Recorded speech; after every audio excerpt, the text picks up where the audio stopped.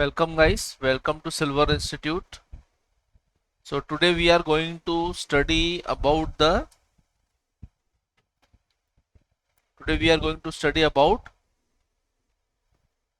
damping and its effect on the instruments. Okay, so let us see what is the damping. So let us see what is damping and the effects on the instrument. So you can see that there are around 4 types of damping. So first one is critical damping. That means the damping ratio zeta is equal to 1. Zeta is equal to 1. So damping ratio zeta is equal to 1 is, so critical damping is the damping minimum amount of damping that prevents oscillation after disturbance.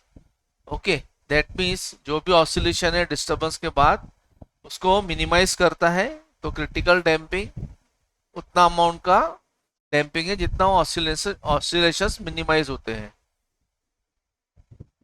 Okay, so it allows the system to return to the equilibrium as quickly as possible without overshooting. Overshooting means क्या रहता है, कभी भी कोई deflection रहता है instrument में, ठीक है, तो सपोज उसका वैल्यू है 50, वोल्टेज का वैल्यू है 50, ओवरशूट होगा, कैसा होगा, यहाँ जाएगा, फिर यहाँ जाएगा, फिर वापस आएगा, फिर क्या होगा, ओवरशूट होता है. मैक्सिमम ओवरशूट जो होगा, सपोज वो 55 दिखा रहा है, तो आपका ये मैक्सिमम ओवरशूट हो गया 55 वोल्ट्स, ठीक है, फिर वापस 50 की तरफ जाएगा, फिर मे बी 47.5 की तरफ जाएगा, फिर वापस 50 की तरफ जाएगा, ऐसा ऑसिलेट होगा, ठीक है. इस ऑसिलेशन को कम करना यानी डैम्पिंग करना, ठीक है. तो क्रिटिकल डैम्पिंग में क्या रहता है कि जल्दी से ऑसिलेशन को डैम्प कर देता है ताकि ओवरशूट ना हो पाए, ठीक है. इम्पैक्ट क्या रहेगा इंस्ट्रूमेंट पे देखते हैं. तो क्रिटिकल डैम्पिंग इज ऑफन और ideal scenario in many instrument such as analogue meters, ठीक है. तो एनालॉग मीटर्स में quick and smooth response ensuring instrument reaches its final readings without oscillation. Key word है ये, विदाउट ऑसिलेशंस, ठीक है.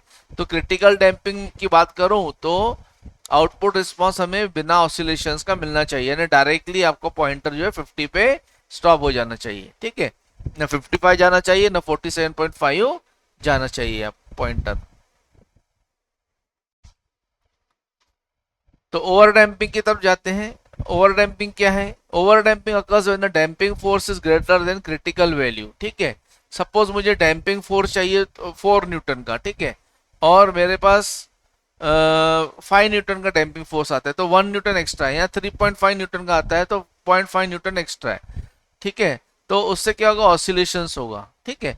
अगर ओवर डैम्पिंग, अगर मुझे डैम्पिंग फोर्स 5 न्यूटन का चाहिए या वोल्टेज वैल्यू 50 चाहिए, तो मैं क्या करूंगा, मुझे 50 ही वोल्टेज वैल्यू पे दिखाना चाहिए, ठीक है. तो वो क्या करेगा कि ऑसिलेशंस तो होंगे थोड़े बहुत, ठीक है, ज्यादा नहीं होगा. तो वो क्या करेगा, देखिए, over damping occurs when the damping force is greater than critical value. Critical means optimum value, last value, okay, threshold value, causing the system to return to equilibrium slowly without oscillations, ठीक है. यानी कैसा जाएगा कि 50 की तरफ, 55 की तरफ जाएगा पहले, ठीक है, फिर स्लोली क्या करेगा, एक ही बार में 50 की तरफ आ जाएगा.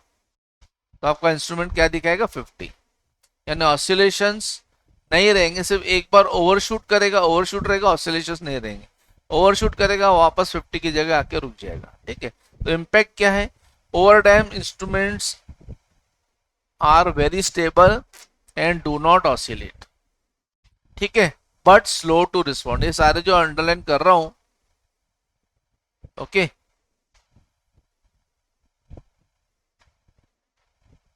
वो क्या है,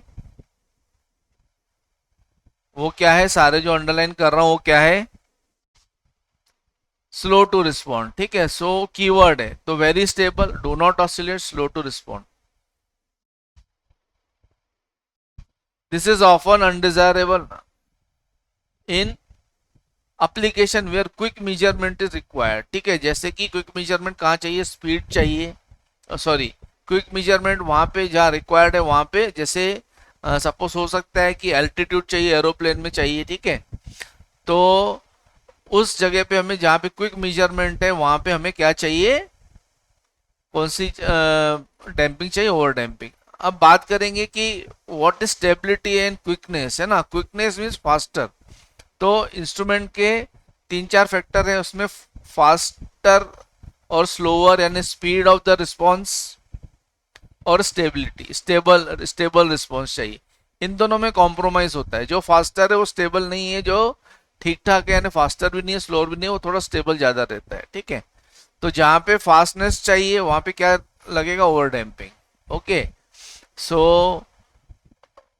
वहां पे ओवर डैम्पिंग नहीं चाहिए, ठीक है। और जहां पे स्टेबिलिटी चाहिए, ठीक है, ओवर डैम्पिंग में भी एक्सेप्टेबल और प्रिफर्ड। तो आप ध्यान में रखिएगा कि stability is more critical than speed. जहां पे स्टेबिलिटी चाहिए over damping is preferred. Stability यानी ओवर डैम्पिंग इज प्रिफर्ड और एक्सेप्टेबल। तो ये इम्पैक्ट है इंस्ट्रूमेंट पे, ठीक है। Under damping, so under damping when the damping force is less than critical value allowing the system to oscillate before settling at the equilibrium। Under damping में क्या होगा, 50 में जाएगा, 48 पे जाएगा, फिर वापस सपोज 52 पे जाएगा, फिर 49 पे जाएगा, फिर 50 पे आएगा। तो ऐसे ऑसिलेशंस होते रहेंगे, मेजरमेंट के ऑसिलेशंस होते रहेंगे, ठीक है। तो उस चीज को बोलते हैं हम लोग under damping.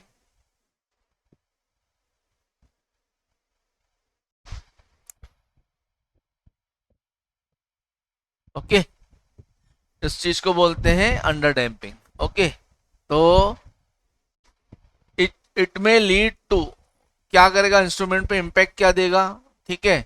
Under time instruments are more responsive but can suffer the oscillations, oscillation suffer करेंगे, सफर फ्रॉम द ऑसिलेशंस, ठीक है। तो इसके कारण क्या होगा, अभी ऑसिलेशन है, अभी आपको देखिए ऑसिलेशन ये नॉइजी वेवफॉर्म का रिप्रेजेंटेशन करता है। तो डेटा जो आपको मिलेगा वो नॉइजी डेटा होगा, इनएक्यूरेट रीडिंग आएगी उसके कारण, ठीक है। तो डायनामिक सिस्टम में स्लाइड अंडर डैम्पिंग टॉलरेट करते हैं थोड़ी बहुत, ठीक है। डिजाइनिंग में भी थोड़ी बहुत डैम्पिंग आती है, ठीक है। क्यों आती है, क्योंकि हमें रिस्पांस फास्ट चाहिए। तो मैंने बताया था स्पीड और एक्यूरेसी, स्पीड एक्यूरेसी और स्टेबिलिटी तीन मेन फैक्टर है इंस्ट्रूमेंट के। तो कॉम्प्रोमाइज करना पड़ता है। अगर आपका सिस्टम फास्ट है, रिस्पांस टाइम में थोड़ा बहुत हमको फिर ऑसिलेशंस के लिए करना पड़ता है, ठीक है। ऑसिलेशंस के लिए हमको यानी थोड़ी बहुत ऑसिलेशन एक्सेप्ट करनी पड़ती है। Zero damping, in the absence of system, in the absence of damping system will continue to oscillate indefinitely if disturb. यानी क्या रहेगा, इनडेफिनेट ऑसिलेशंस रहेंगे। क्यों रहेंगे, क्योंकि आपका जो सिस्टम है, ठीक है, आपका जो सिस्टम है क्या है, आपका सिस्टम, आपके सिस्टम में कोई डैम्पर ही नहीं है यानी कोई रेजिस्टेंस ही नहीं है। तो क्या होगा, सिर्फ सपोज एल और सी सर्किट है, तो क्या होगा, वो ऑसिलेट टैंक सर्किट बन जाएगा और ऑसिलेटर करके ऑसिलेट करता जाएगा, ऑसिलेट करता जाएगा। इसका मतलब क्या, वो डैम्प आउट नहीं होगा, ठीक है।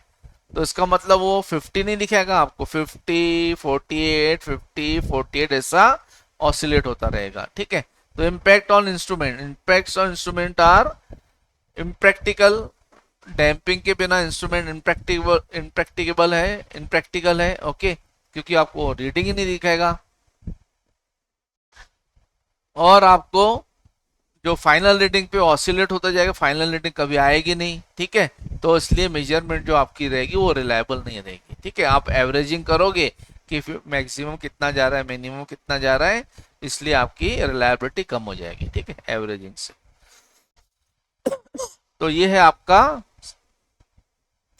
डैम्पिंग और इम्पैक्ट ऑन इंस्ट्रूमेंट, ठीक है। अभी आई देखते हैं कि कुछ बुक्स और कोर्सेज हैं ऐसे टाइप के कंसेप्ट आपके बुक्स और इसमें दिए हुए हैं जो हमारे कोर्सेज हैं, महा ट्रांसको, ए यूथ, एमसीक्यू और guide to all state JE और एई एग्जाम की बुक, ठीक है।